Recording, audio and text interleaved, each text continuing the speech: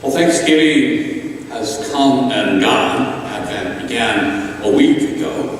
Our Christmas greens are up, holiday music is playing in the stores and on the radio. If you have trouble with all of that happening, in fact, it's almost impossible to go out without encountering signs of Christmas with all the decorations and lights and sounds of the season. I do hear and read concerns about signs of Christmas showing up too early, which usually means before Thanksgiving. The early arrival of Christmas in stores and ads seems to cause a number of people dismay. But it doesn't bother me, and I mean no offense, and no one has to agree with me, but I'm rather thankful for it. You see, when the first hints of the season arrive in the summer at hobby and craft stores, I'm mindful and hopeful of the solid grasp that Christmas has on our culture and how much I want to see and hear and sense and feel Christmas spirit again. For me, early signs of Christmas are like the rays of a sunrise with a promise of a new day unfolding. In the darkness of life, I find so much hope in Christmas, even in the first hint of the dawning of the arrival of the holidays. We call this season Advent in reference to the coming of Christ, of Christmas Day, and all the hope that the promise of the advent of the birth of Jesus offers. The promise and hope is a world where love reigns, where the ultimate message and goal is peace on earth, goodwill to all. We hope for peace and goodwill toward all. And I am all for that as many days of the year as possible. And so while summer is waning, I am good with a quick reminder that humans can and soon will amp up efforts for peace on earth, goodwill to all, where love will reign for a few weeks. I see positive things in the heavy emphasis on Christmas by commercial businesses. I like to think of the Christmas spirit as hitchhiking its way back to the culture on the back of business trucks and in consumer goods that they peddle, whispering quiet words of peace during the ride, giving hope.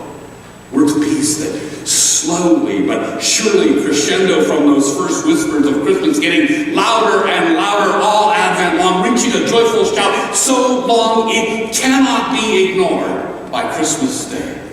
Those early arrivals are the first scratch of the itch of anticipation for me. I hear them as heralding out there the good news.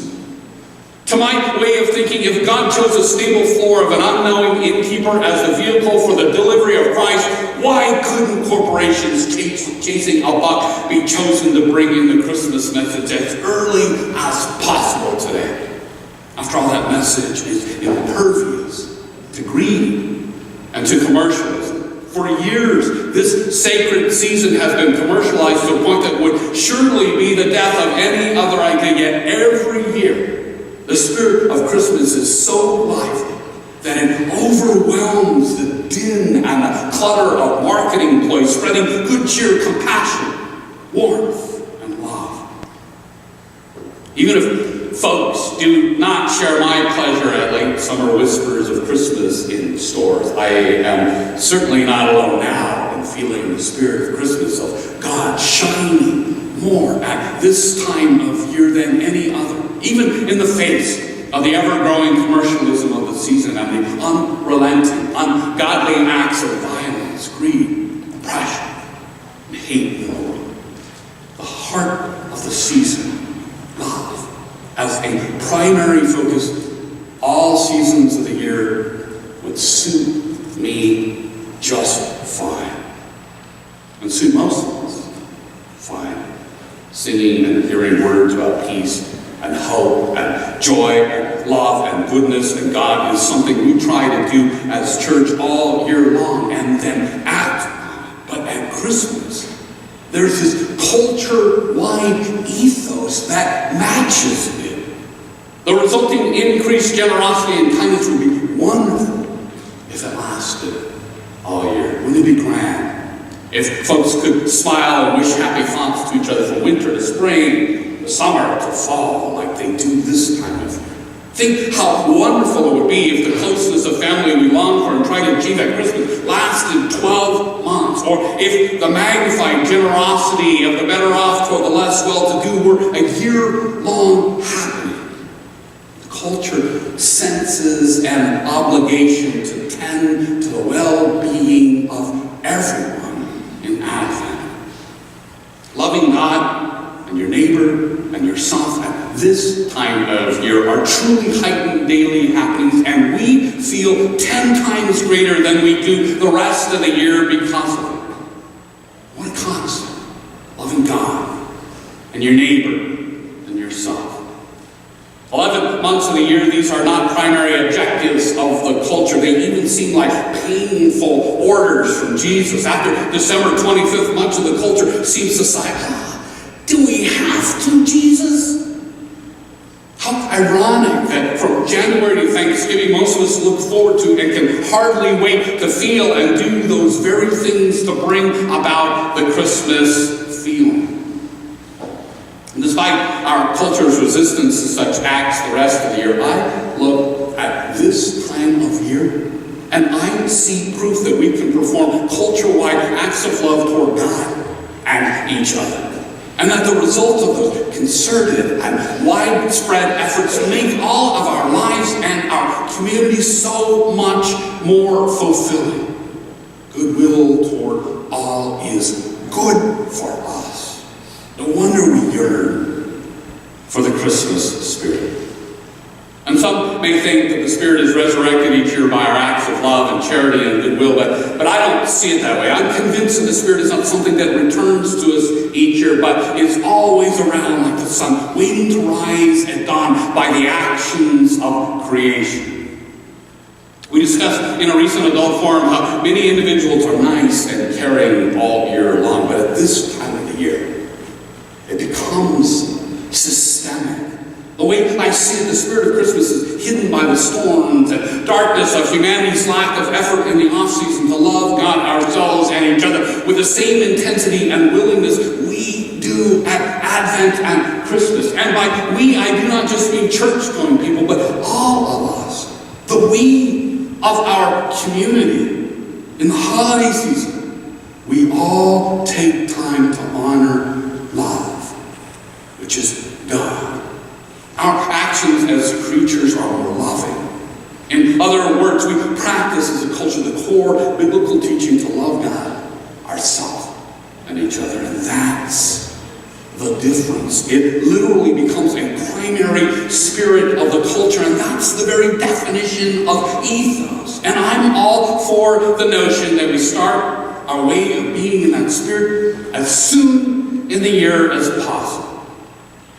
The Christmas story is about God's incarnation on earth in the most beautiful and perfect of living beings, a child, wrapped in no more than the warmth of love of parents and of God and strangers. Jesus arrives as God's gift to all of humanity. And the gift arrives with no strings attached to humble parents who honor God.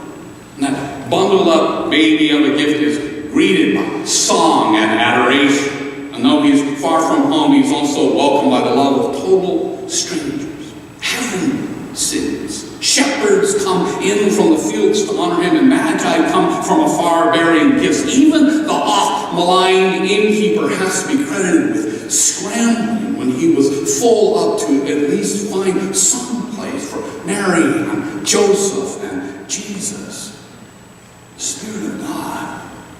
The Spirit of Christmas soaks the Matthew and Luke nativity stories. And to revive them, the events of the first Christmas are reenacted this time of year through lights and nativity scenes, through honoring children, through the giving of gifts, through kindness to strangers, through songs, and through the retelling of the Christmas story. And in these ways, we symbolically relive the peace, hope, and joy that the first Christmas offers. others. And in the reliving, we are transformed into reflections of Christ this time of year by really, truly acting like we believe in love, and then really, truly loving in response to that belief. The adult Jesus' unwavering message to love God and self and others is at the heart of our Christmas acts toward each other. We try to gather to feast in the warmth of love from our family and friends. We lovingly collect money, food, clothes, and gifts for those less fortunate. Santa honors children, and despite the stories about naughty and nice Santa's gifts by and large are always given through grace and with love, no strings attached. Santa embodies the Christmas spirit in a fantastical way. The Christmas tree, a symbol of evergreen pointing to heaven, is decorated with happy symbols of peace and joy and hope, and then lit up with a star or an angel on top. Gifts below, secret gifts to each other, lovingly placed beneath it and opened in honor of the first Christmas. We sing and hear songs of peace and joy and hope and love outside the church. In other words, the acts and time-honored traditions of Christmas at heart, and they uplift and honor God, and this is so whether the participants consciously intend it or not. Love hitchhikes in on everyone who participates. And with this uplifting and honoring God shines through the dark clouds of commercialism and world unrest with the rays of love and joy and good cheer emanating all over the place. When humankind turns towards God, just look at the results. They are mind-boggling. They are truly miraculous. We can sense the undercurrent of goodness in the greetings of our friends and in the Christmas cards that come from near and far. People even look at each other on the streets and in the stores and smile and wish each other happiness. And children, those great young people whom our culture most of the year seem to want to put on the back burner until they can contribute to the economy, those children are treated to fantastic stories and images and made to feel loved and important, that they should all year round. 2,000 years later, the birth of a baby in a dark, dank, and smelly stable brings out the best of us every Christmas season. How miraculous. God is incarnate throughout the culture, and it is utterly wonderful. I dream that someday the miracle will last all year. Jesus' hope in teaching his way fully plays out. And until then, I'm happy to see Christmas being heralded in hurly-burly of early fall advertising, regardless of the material motives by the messengers. In the reading today, we hear that a poor couple expecting the child is forced to head out on foot on a 100-mile journey to pay a dreaded tax in Bethlehem. It sounds like a less than pleasant experience, and it only gets worse. There's no good place to rest for the couple, and what has to be a very tired and obviously very pregnant woman, and so they end up in a stable. And this is about as low as you can get. The only place to cradle your newborn is a livestock food box. It's from that lowest of low places that God begins to work through Jesus on earth. And if God can bring us Christ out of an animal manger, God can bring Christ out of anything. You, me, our neighbors, even corporate Christmas displays in summer or any other time of the year. I can never get enough of peace and hope and joy and love, the Christmas spirit. I would even be for a new church. Follows the Christmas stories and begins our anticipation and response to the news that Jesus will be arriving 9 months earlier in April, the distance in months from Christmas to when the angel first appeared to Mary and Joseph and started the anticipation that's in our stories. I know that's a long shot, but my hope and my prayer is that this season of love that brings more peace on earth, goodwill to all, will influence us and become a cultural ethos for as many days as possible.